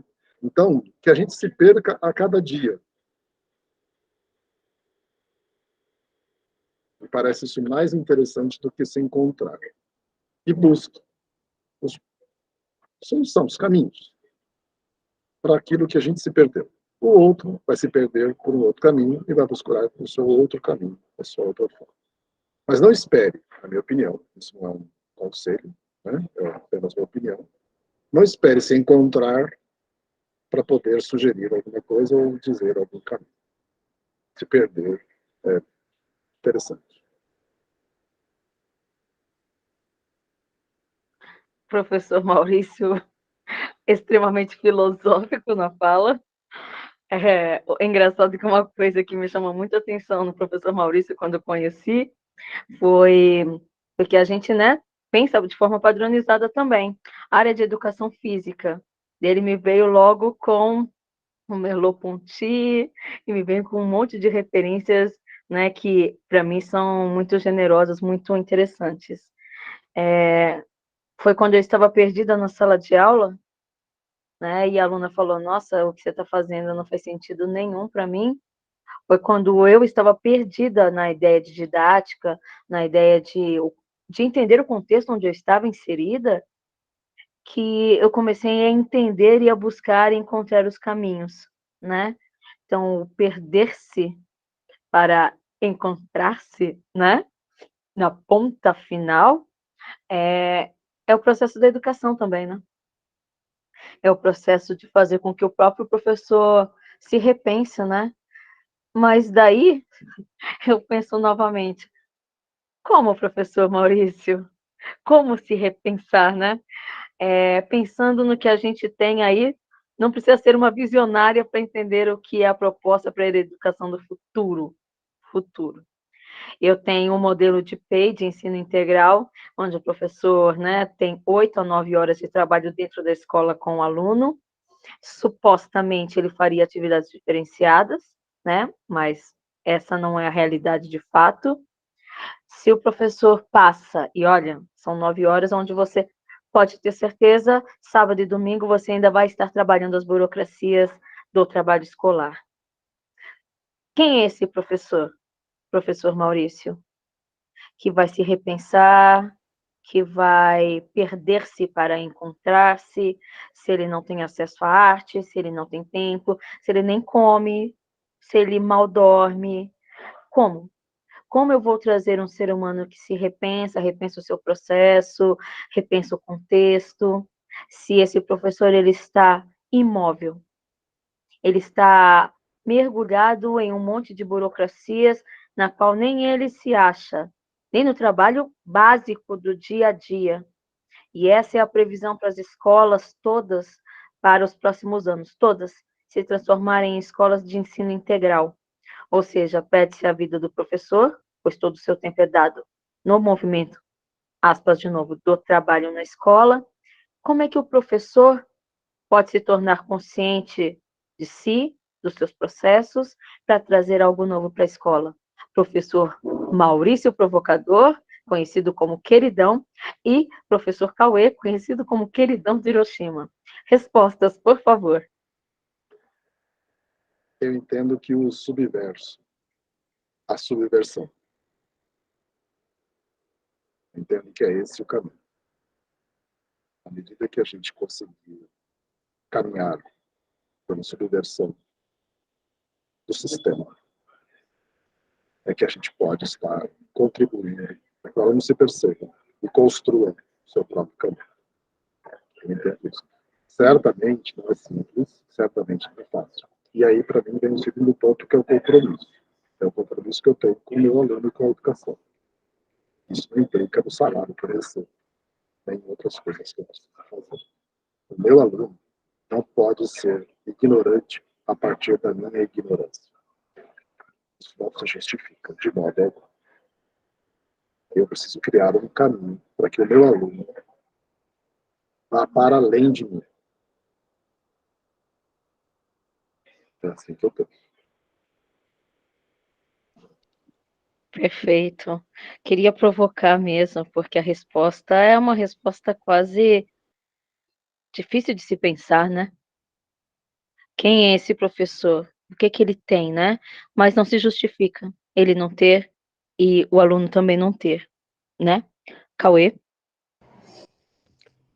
Olha, Andréia, isso me remete a algumas aulas, né, que eu tive com o professor Maurício, e são sempre boas lembranças, né, da época de universidade, quando ele nos questionava, né, já naquela época, alguns anos atrás, sobre o acesso, né, que era devido ao professor, né, porque o acesso à cultura, o acesso à arte, o acesso a todas essas questões, porque como um educador, como um professor que tem como objetivo também trazer um pouco de culturas diversas, né, e precisa ir-se para além dos livros da teoria, o professor sempre fazia essas questões, né, em sala de aula, né, como o professor hoje da educação básica, do Estado, da prefeitura,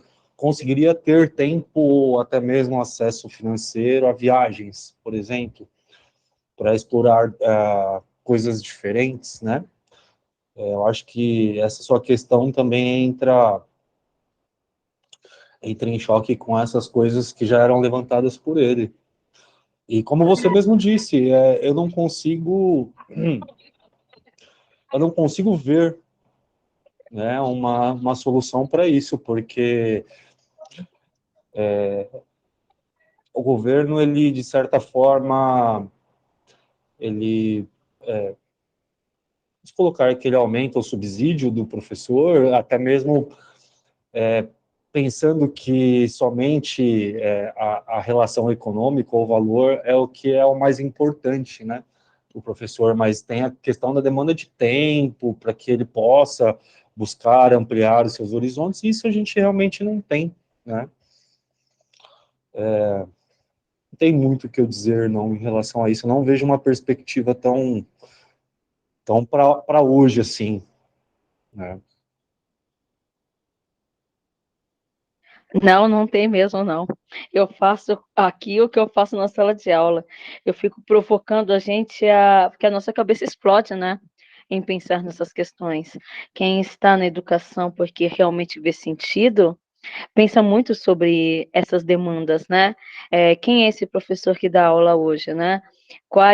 O que ele pode oferecer para o seu aluno? Mas algumas falas do Maurício e algumas coisas que foram faladas aqui trazem elementos que são muito importantes para a educação, do meu ponto de vista, que é você estar sempre repensando as coisas. Repensar práticas é essencial. E nem é uma questão de palavras novas, porque metodologia ativa, como o próprio professor Maurício falou, o que é metodologia ativa? O que é educação do futuro? O que é isso que a BNCC tanto força a gente a fazer na sala de aula, que é, vocês precisam trabalhar habilidades socioemocionais. Eu sou distante do meu aluno, eu sou o professor, aspas, tradicional. Que trabalho de habilidade socioemocional é esse? Né? Que educação integral é essa de que estamos falando? Então, foi muito pontual repensar sobre isso e o quanto isso é conceitual. Metodologias ativas, educação do futuro, educação integral, são belas palavras, né? Mas o que eu preciso mesmo é de um professor provocador, né? Não distante do aluno na sala de aula. A Vilane levantou a mão. Pedindo permissão para falar. Assim, quando a gente pensa na situação do professor, né, principalmente quando se trata de escola pública, que foi a minha vivência, né, eu passei por escola particular, mas foi um tempo muito pequeno, essa opressão ao professor, esse acúmulo de trabalhos que não tem a ver com, de uma certa forma, com o pedagógico, essa coisa de preencher documentos, eu lembro que na minha época tinha que fazer o diário, fazer a tarjeta, fazer a ficha individual, dependendo da escola, tinha ficha individual, mas aí depois eu vi minha filha trabalhando e se queixando que tinha que fazer tudo aquilo no papel e tinha que fazer online também. Aí eu dizia, mas não já está fazendo online? Não, mas ela pede no papel também. E eu falei assim, mas deve ser um processo, né? Uma hora isso... eu não sei se isso acabou, né? Porque eu não convivo... Minha filha, o ano passado, eu a perdi, e o meu filho, eu não convivo muito com ele, né? Só final de semana que ele aparece, aí eu não vou perguntar de trabalho para ele. Mas essa coisa da nossa estrutura, né? Quer dizer, parece que é uma coisa pensada para manter a gente ocupado com coisas, sabe, que deveria ter, por exemplo, uma... Gente, olha, eu não consigo falar sem dar exemplo, porque eu acho que eu sou um exemplo de tudo. Porque eu lembro quando eu fui readaptada, porque eu tive um problema na mão, esqueci o nome, esqueci uma distonia compatível com a síndrome do escrivão. Eu não escrevia de jeito nenhum, eu não conseguia escrever. Eu voltei a escrever uns... Eu lembro quando eu publiquei o meu primeiro livro, o autógrafo, eu mandei fazer um carimbo, as pessoas compravam o... Não sei se a Mônica lembra disso. Do meu Lembro sim, eu tenho um livro não, carimbado. Carimbado. Então, eu não escrevia. O que eu reivindiquei? Eu reivindiquei uma estagiária para fazer essa parte, para eu não sair da sala de aula. Eu não reivindiquei, não, eu cogitei dessa possibilidade. Aí, a minha diretora me mandou uma carta para a perícia médica para ver o que era possível, né? Não, eu fui readaptada, e aí ou eu ficava na secretaria, atendendo telefone, ou eu ia para a biblioteca. E aí foi quando coincidiu, foi a época que eu estava fazendo filosofia clínica, já tive essa felicidade, né? E aí eu propus, já tinha feito aquela parte B, né, que é o básico, estava no avançado, e aí eu propus uma salinha para escutar os alunos. Aí foi o que me aliviou, porque eu não, né, eu não tenho nada a ver com burocrático. Então, a gente de uma certa forma, uma coisa parece que é encomendada, você está ocupado, para você não ter tempo para você. E outra, o salário também engessa, porque você tem que trabalhar em duas. Eu lembro, você falou aí, André, trabalhou em 6 escolas, eu trabalhei em 4. Foi por isso que eu aprendi a dirigir, porque eram 4 escolas, cada uma longe das outras, eu vou perder o medo e vou dirigir. Né? Eu tinha carta e não dirigia, porra, agora eu vou dirigir, não tem jeito. Então, a gente parece que é uma coisa premeditada, assim, sabe? Então, desde 1994, 95, eu falo com os colegas, olha, a gente tem um sindicato, a gente tem a Secretaria Municipal de Educação, a Secretaria Estadual de Educação, a gente tem diretorias de ensino, a gente tem um monte de coisa, mas a gente não tem nada nosso. E foi quando eu comecei a propor um fórum de educadores. E o fórum de educadores, quem seriam? Professores, diretores, o pessoal que faz a limpeza, que cuida da cantina, que fica enfim, todas as pessoas da comunidade escolar estariam nesse bolo aí de educadores. Um fórum, para quê? Primeiro, para escrever, porque se a gente não contar para o mundo o que a gente passa, ninguém vai saber. O outro vai sempre contar a nossa história. Nós estamos no século XXI, 2022, com esse avanço no conhecimento, na tecnologia, e nós ainda estamos deixando os outros contar a nossa história. Com essa infinidade de selos periféricos que a gente tem para publicar, com redes sociais, e a gente... Por conta da gente estar exprimido pelo sistema, a gente não está conseguindo encontrar uma brecha. Mas eu acredito que, uma vez a cada 3 meses, os educadores deveriam se reunir sem interferência dos órgãos governamentais, sindicais, etc., e coisa e tal, e, a partir dali, um movimento para pressionar o poder público pela melhoria da educação, que começa pela estrutura da escola e o salário do professor. E a gente precisa se movimentar. Ninguém nunca ganhou uma batalha sem lutar. E aí prova que nós, professores, não somos tão sabidos assim. Não somos tão inteligentes assim, porque se nós fôssemos, nós já tínhamos criado uma instituição. algo nosso, que a gente mesmo dissesse das nossas dores. A gente que está no chão da escola, a gente contar, né? E a gente reivindicar, marcar com esse pessoal aí, porque os parlamentares, eles são servidores do povo. Então, a gente tem que ir lá cobrar. E agora a gente tem que estar organizado, com propostas, porque é inconcebível um professor trabalhar em 3 redes, como eu já trabalhei, e ainda vendia Cândida no final de semana. Eu trabalhava em 2 escolas do Estado, uma particular, e no final de semana vendia Cândida, vendia produto de limpeza, para poder manter a família. É inconcebível. Que hora que eu vou me educar? Que hora que eu vou me instruir? Então, ninguém vai fazer isso por nós. Estou aqui para contribuir. Se um grupo disser, nós vamos lutar por um fórum, conta comigo. Porque eu não sou muita coisa, não, mas sou uma a mais. Sou uma a mais no grupo. Estou velhinha, mas eu vou.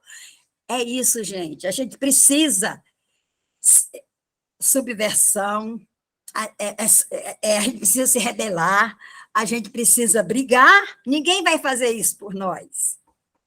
É inconcebível um professor trabalhar na rede municipal, na rede estadual e botar o filho na escola particular.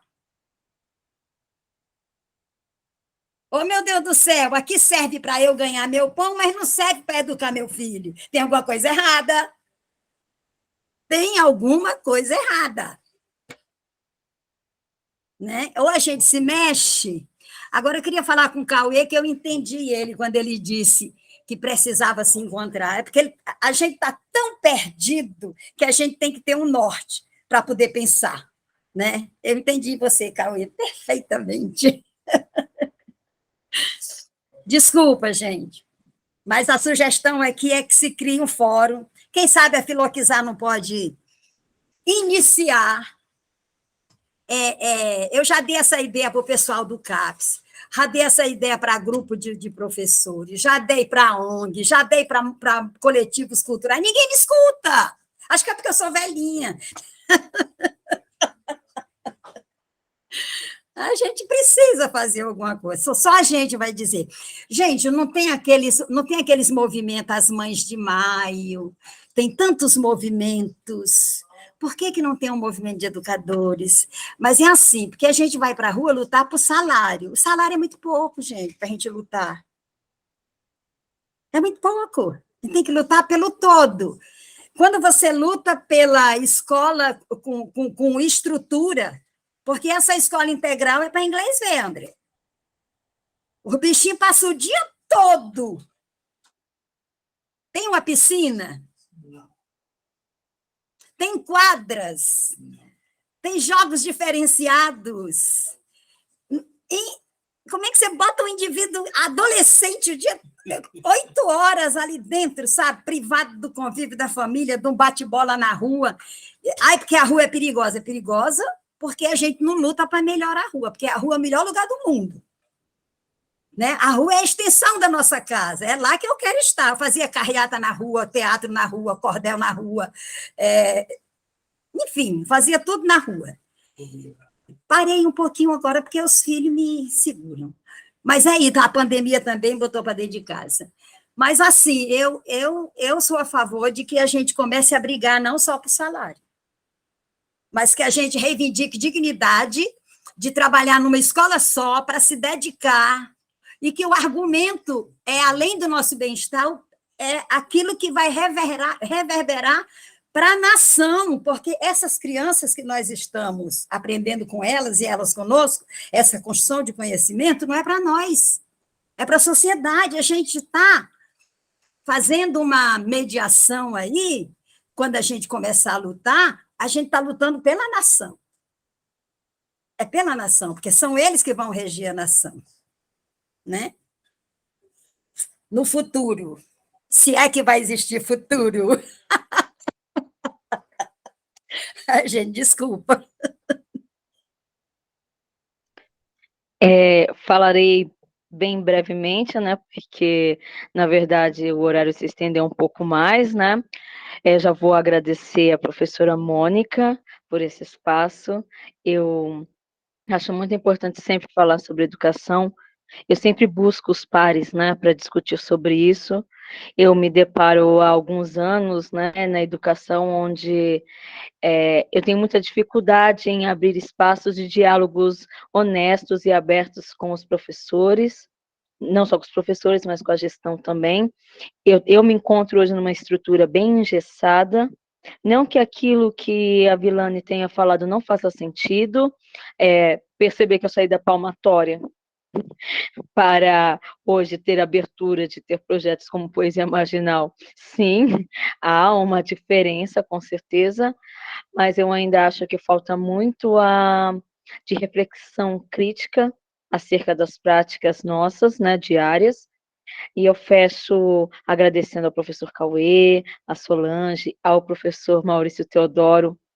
Vou chamar novamente, vulgo, aprendi com o Cauê, tá, professor Maurício? Vulgo queridão.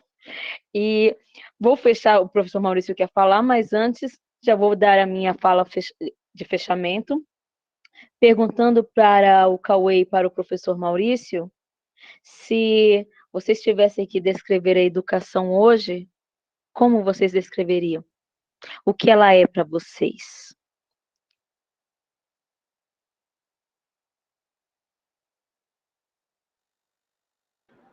Eu acabei também pedindo a palavra, tem em vista o tempo, né? Também não precisava passar. Acho que a discussão foi muito boa. Está falhando um pouquinho o teu microfone, Maurício.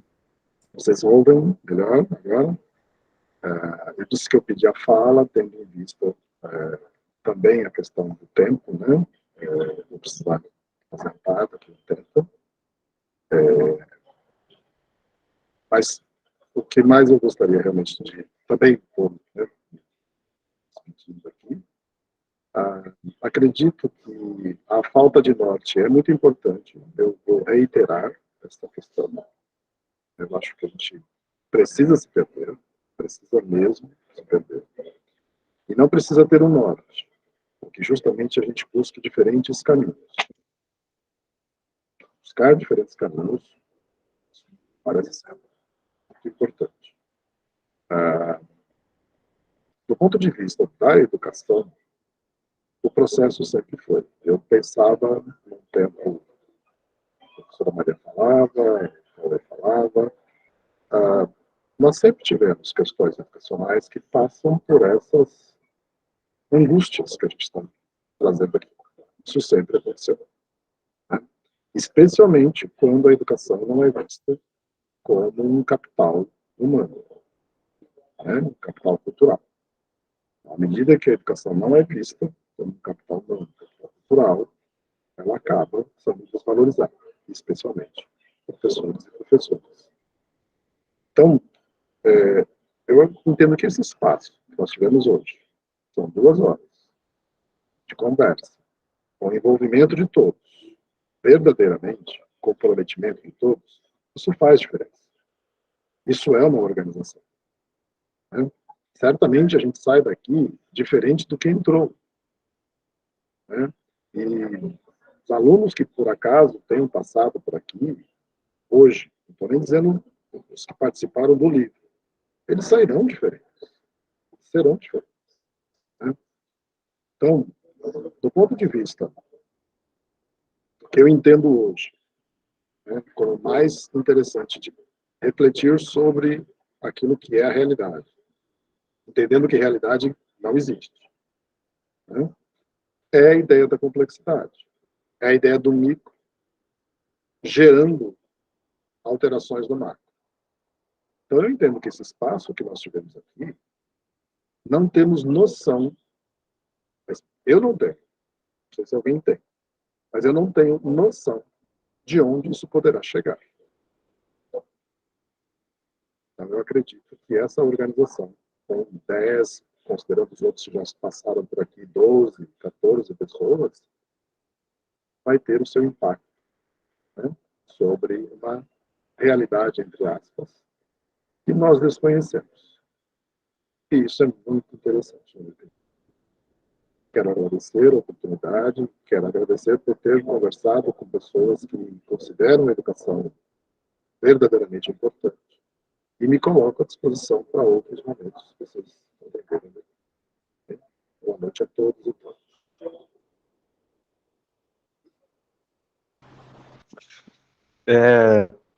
Também quero agradecer a oportunidade, né, cedida pela professora Mônica, o convite feito pela professora Andréia, a participação do professor Maurício, de todos os outros que estão aqui, os professores. Muito importante também a participação dos alunos, que até entraram, fizeram perguntas, tiveram os seus momentos de fala, nos acompanharam. Concordo com o professor Maurício, todos nós sairemos diferentes daqui. E a pergunta que a professora Andréia fez para fechar, né, a última provocação, talvez o que eu fale agora ela entenda melhor que qualquer um outro, né, porque foi dentre nossas conversas, né, o que a educação é para mim. Eu posso dizer que hoje eu consigo chegar na minha casa e não tiro a capa. Eu não saio do papel, né? Eu não desempenho um papel de professor. Eu sou um professor em tempo integral. Eu não consigo me enxergar de outra forma. É isso. Agradecer novamente a oportunidade e a presença de todos. Muito obrigado. Bem, eu também gostaria de agradecer a presença de todos, e é muito, muito bacana, muito bonito ver, né, todo esse movimento. Nós tivemos aí o prazer de contar com a Andréia, o Cauê e o grupo de alunos, né, no sarau que nós organizamos no segundo festival Mário de Andrade, né, pensando que há 100 anos atrás, né, um dos principais poemas usava, né, o formato para fazer a crítica ao parnasianismo, né, e de repente a gente estava num momento em que os poemas ali faziam a própria crítica ao que a gente construiu como movimento de lá para cá e que se tornou tradição. Então, foi muito bonito ver o envolvimento dos alunos, de familiares, né, de uma comunidade, né, de outros professores. Isso foi assim, muito bacana. E quando o professor Maurício falou de subversão, né, eu vejo isso como um caminho, né, e um caminho que só é possível quando se faz o que vocês estão fazendo, que de alguma maneira é trazer a comunidade para a escola, né? É envolver toda a comunidade, porque aí você consegue subverter sem ser excluído. Eu vejo, Andréia, que o professor, a professora, são pesquisadores, mas não só pesquisadores da sua área de atuação, pesquisadores do ser humano com o qual se trabalha. Né? Quem são essas pessoas? Quem é essa comunidade com a qual a gente trabalha? Né? É fundamental conhecer isso, porque é isso que conduz todo o trabalho. Né? Como o professor Maurício destacou muito bem, esse aprender constantemente é aprender com este grupo. E uma das questões colocadas, né, o Islã com a educação física, o movimento do corpo, né, todo... a linguagem, ela não é só a palavra, né, você tem um gesto que diz, você tem uma fala que move, né, então tem muito a ver. E a questão estética, né, que também foi pauta aqui, desta beleza, e aí eu trago um autor com o qual eu me relacionei durante algum tempo, o Charles Peirce, que vai falar da estética como o admirável, né? como aquilo que nós podemos fazer, trazer como contribuição para tornar o mundo melhor. E me parece que é nessa perspectiva, né, estética que este trabalho se dá, ao mesmo tempo em que é também uma perspectiva política, porque sem essa perspectiva a gente não consegue avançar no sentido da polis mesmo, né, de pensar o todo, de pensar o coletivo. Diante disso, agradeço a todos e eu gostaria de fechar aqui com poemas, né? Eu não sei se os alunos que ainda estão aqui presentes gostariam de recitar seus poemas, ou se a Andréia gostaria de recitar um poema do livro, enfim. Pessoal que está aí de microfone fechado, quem gostaria de falar seu poema? Eu vou deixar em especial, vou pedir para que o professor Cauê leia a contracapa do livro, né, que foi uma escrita muito tocante, surpreendente, foi uma fala recorrente dos alunos da beleza e do quanto eles sentiram a fala do professor. Então, Cauê, para finalizar, faz a leitura da contracapa.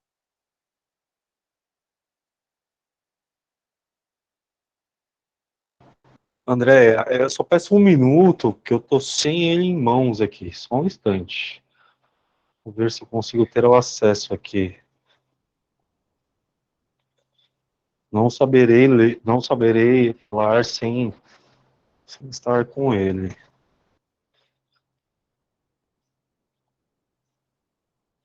Pronto. André, enquanto ele pega o livro, aí eu só agradecer, participar, estar com vocês, muito bom estar falando de educação. Sempre que tiver, me chame, quero participar, quero aos pouquinhos ir trazendo as minhas experiências, né? A gente trocar as experiências, você vai aí elaborando novos projetos.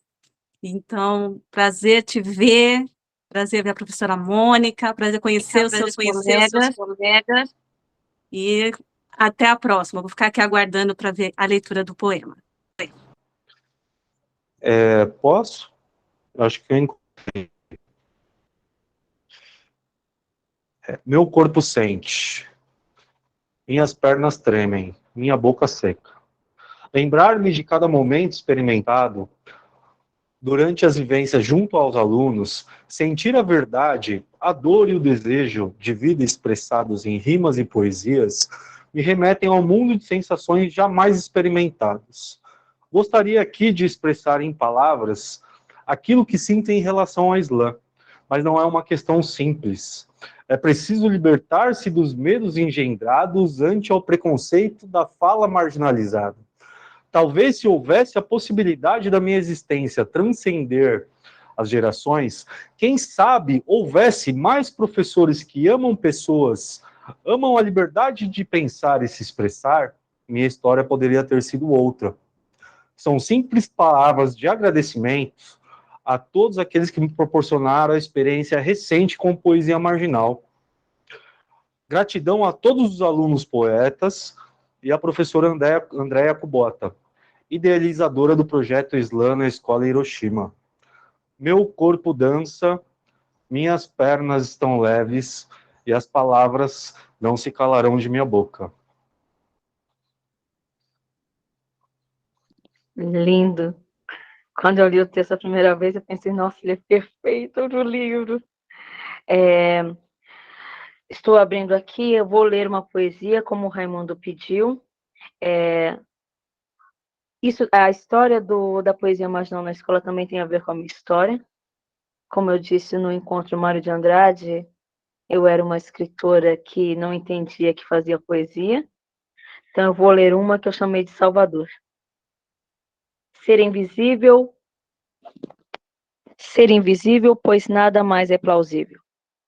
Cansada de tantas mentiras, estou repleta de ira, só desejo ser eu mesma, ir embora e transpor todas as barreiras, ignorar todos esses jogos, com isso me jogar no solo da mãe natureza, minha verdadeira crença.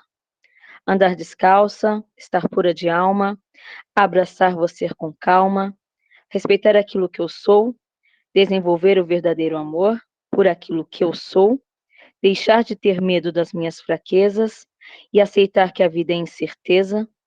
Me recolho no centro do meu pensamento e me lembro, sou eu diante da vida, carregando minhas feridas.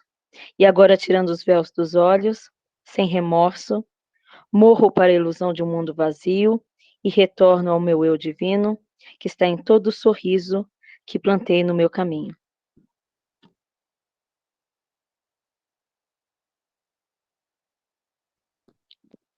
Pessoal, quero agradecer a todos novamente. Professor Maurício, obrigada por estar presente.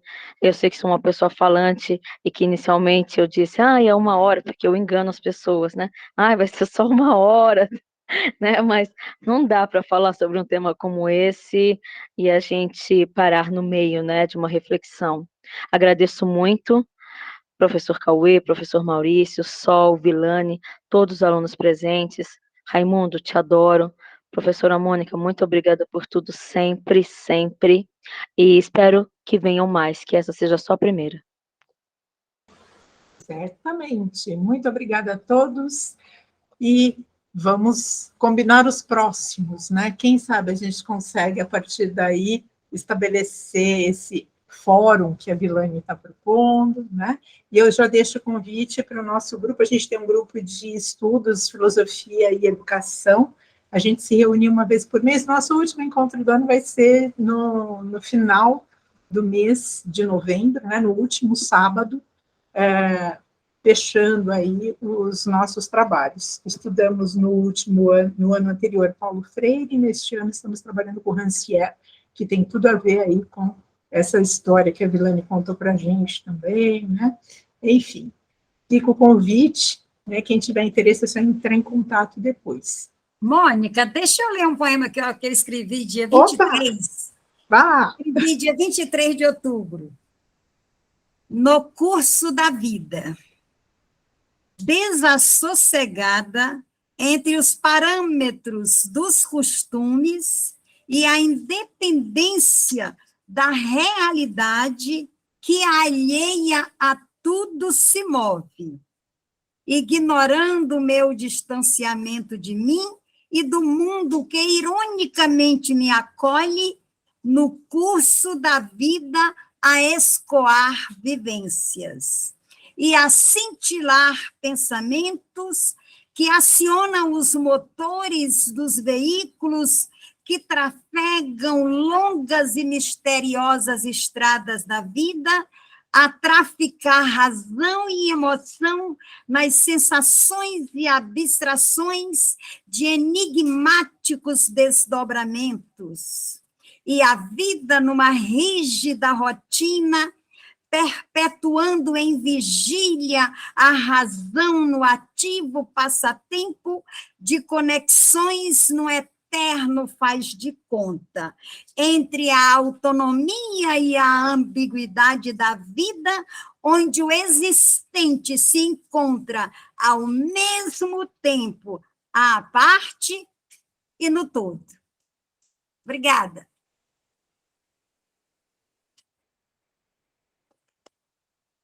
E vamos pensar no fórum!